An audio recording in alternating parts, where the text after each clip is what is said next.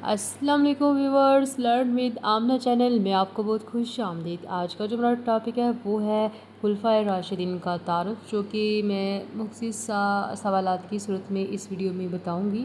لیکن اس سے پہلے اگر آپ میرے چینل میں نئے ہیں تو میرے چینل کو سبسکرائب کیجئے اور ویڈیو کو لائک کیجئے تاکہ آپ تک ہماری ویڈیو بآسانی سے پہنچ سکے۔ شکریہ۔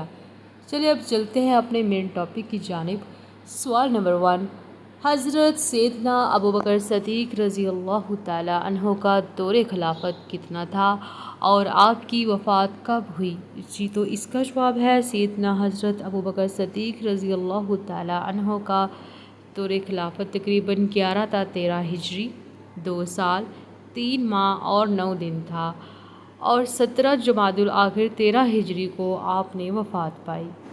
سوال نمبر 2، حضرت سیدنا عمر فاروق رضی اللہ تعالی عنہ کا دور خلافت کتنا ہے؟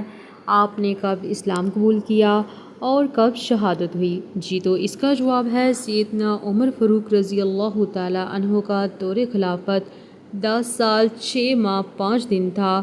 13 ہجری سے 24 ہجری تک نبوت کے 6 سال اسلام قبول کیا اور یکم محرم 24 ہجری کو ابو لؤلؤ فیروز مجوسی نے آپ پر خنجر کے وار کر کے آپ کو شہید کر دیا۔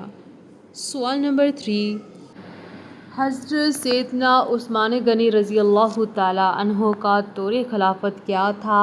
آپ کب شہید ہوئے؟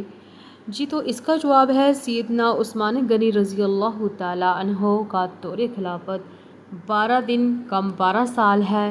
خلافت راشدہ میں سب سے لمبا عرصہ ہے اور 18 ذی الحجہ 35 ہجری میں باغیوں نے آپ کو مظلومانہ شہید کر دیا۔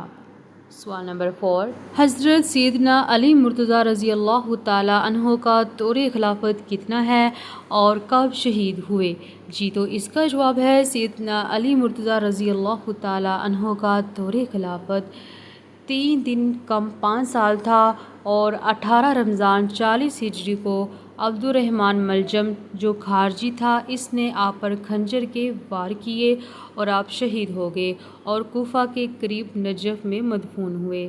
جی تو اسی طرح مزید اسلامی معلومات کے لیے لرن ود آمنہ چینل کو سبسکرائب کیجئے اور ویڈیو کو لائک کیجئے تاکہ آپ تک ہماری ویڈیو بآسانی سے پہنچ سکے۔ شکریہ۔